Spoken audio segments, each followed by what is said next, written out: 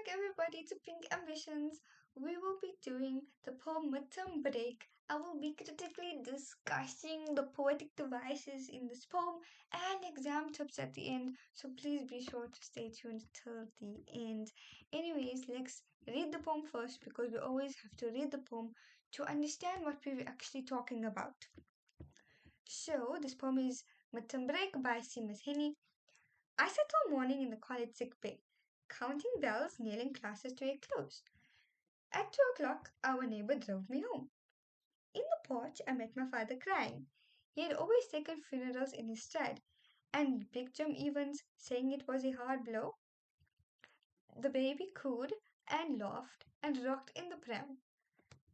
When I came in and I was embarrassed by old men standing up to shake my hand and tell me they were sorry for my troubles.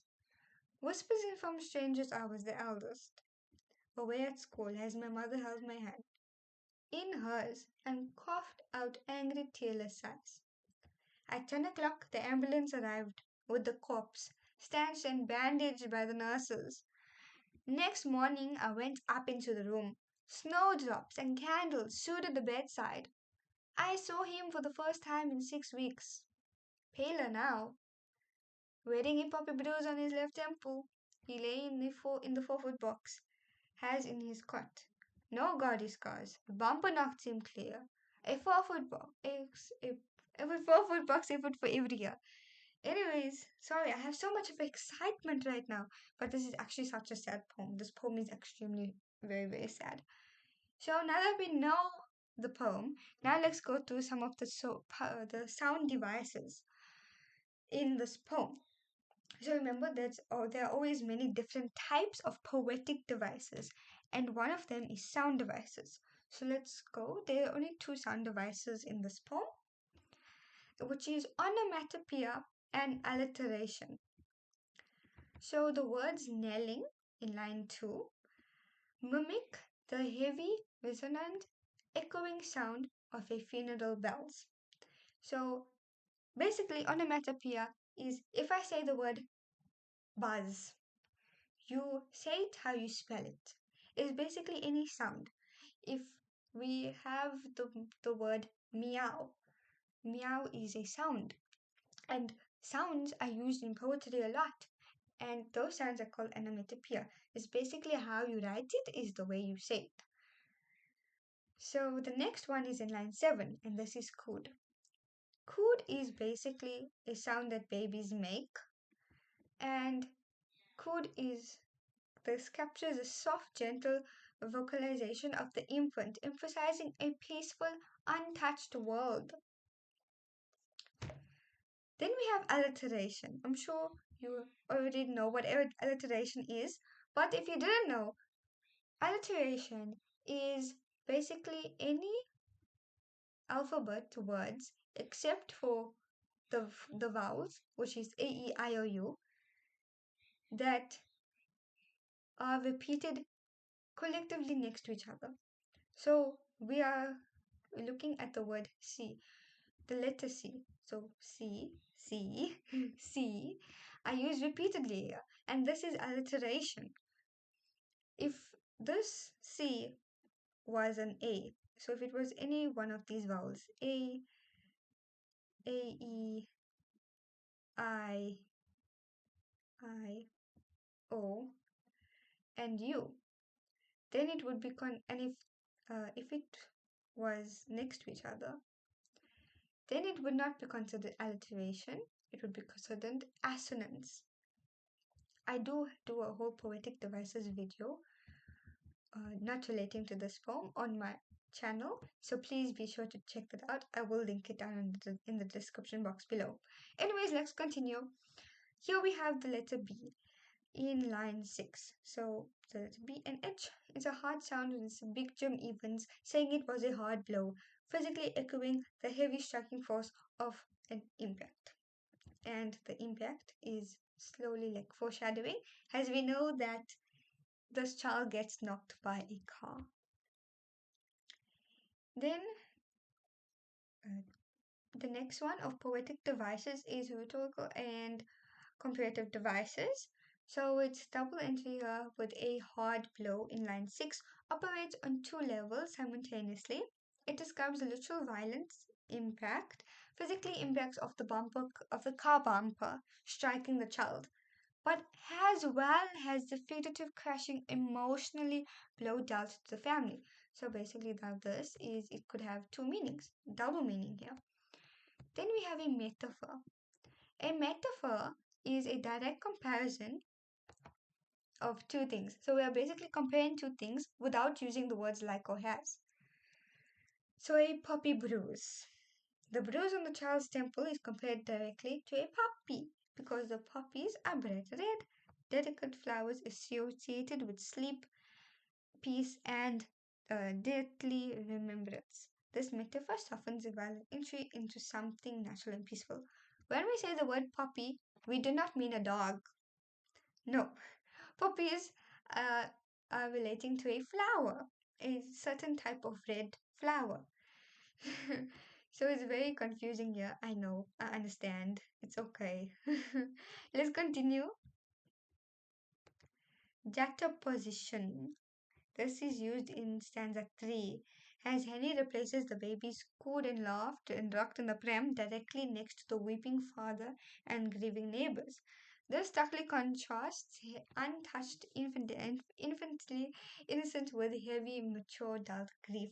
So juxtaposition is using two contrasting opposites directly next to each other. So here we talk about the baby's joy and laughter because the baby does not know the pain, and it's reflecting to the father's sad weeping, sadness, basically. Then we have point 3 of poetic devices, typically sound devices in structure. So enjambment, run on lines. Lines like, and I was embarrassed by old men standing up to shake my hand, run into each other without punctuation. This creates a conversational prose like rhythm that reflects the speaker's continuous stream of thoughts, confusion, and social awkwardness during the tragedy. Enjambment. What is enjambment? So, just for an example here, if I have 4 lines, right? Or say I have 5 lines.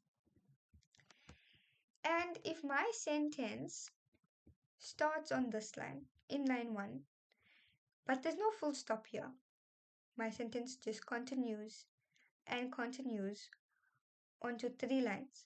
So my sentence started here in line 1 and my sentence ends in line 3.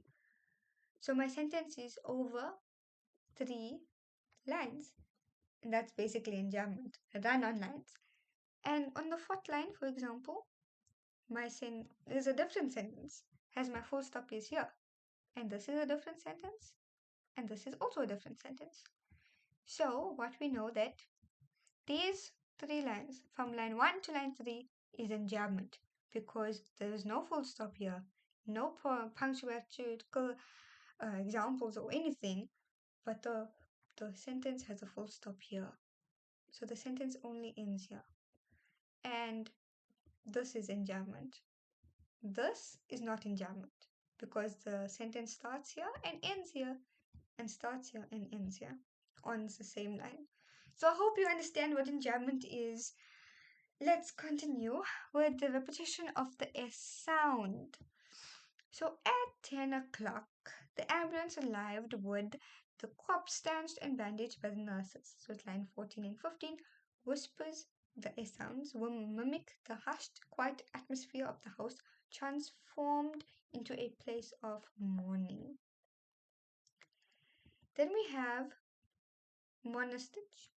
So isolated final lines. This is basically what the meaning of this word is. So as you can see, the structure, this is relating to the structure of the poem, has the entire poem, if you really look at it, it always has 3 lines in each stanza, right? All of the stanzas have 3 lines. But at the last stanza, there's only 1 line. And this poem breaks its strict pattern of 3 line stanzas to the end of a single isolated line. The sudden instructional shift forces the automatic pause, echoing the absolute finality of death. Now we're here for the exam tips. So, to properly analyze the midterm break effectively in your exams, you must focus on the progression of the speaker's emotional state, which is revealed through a deliberate shift in diction. Please go check out my diction, tone, and imagery video if you are still confused. In the first half of the poem, the speaker navigates an awkward public morning, space downside, using the cold clinical noun the corpse. He does not call his brother, but he refers to him because he acknowledges him that he is dead. The shield himself from reality. The emotional detachment is mirrored by an inversion of traditional roles, where the speaker is forced into an adult role by confronting neighbors, while his normal stoic father is reduced into tears. In your analysis, you should argue that the clinical distance is a psychological defense mechanism against a tragedy so severe that it has completely disrupted the natural expected orders of the household. Now, again, um, that's all for this video. If this video helped you in any way, then please drop a comment below because I would really love to see your comments. Honestly, please like and subscribe and share this video with all your friends. See you in the next one.